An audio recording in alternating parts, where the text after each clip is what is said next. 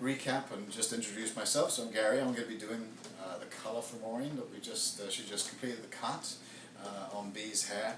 And the whole object we want to do is she's got gorgeous colour, she's got a beautiful line we've been created, and the last thing we want to do is to destroy or break any of that down. We want to accentuate the natural colouring.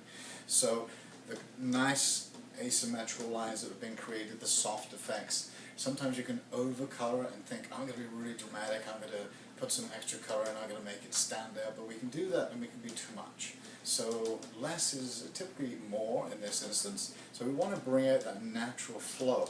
Now typically, as like in cutting hair, short pushes long, dark will also make the lighter stand out. So it's a similar rule. So through the section that we've cut, or has been cut, underneath, we've got a nice solid line all the way through, coming over into that asymmetrical shape through the back here, so we've got this weight through this line.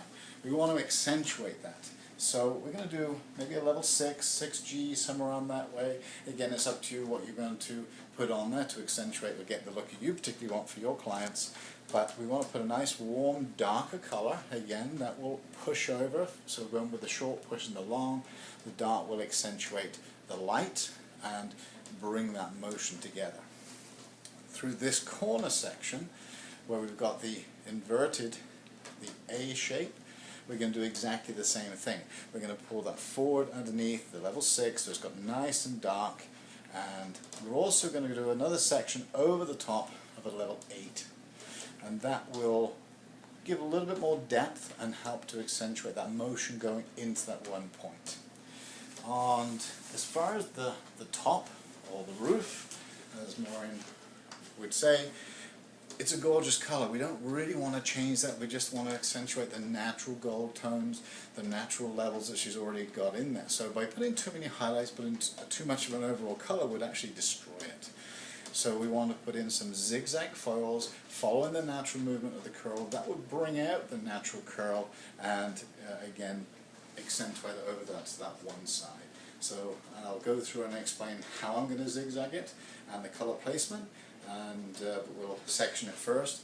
And one last thing, this section through the front here, I'm just going to carry that level 8, and as the hair starts to recede a bit, I'm going to bring that over so it will again make that stand out and push and just really bring it a natural flow of the cut. So I'll go ahead and section and then show you what we've done afterwards before we start coloring.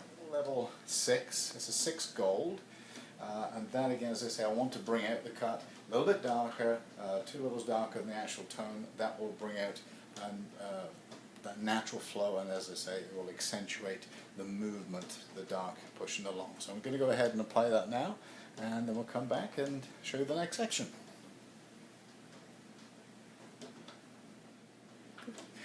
So as you can see, I've applied the colour following the baseline all the way around, a level 6. I've actually applied a 6G, so it'll give a nice warm tone and give it some depth in there.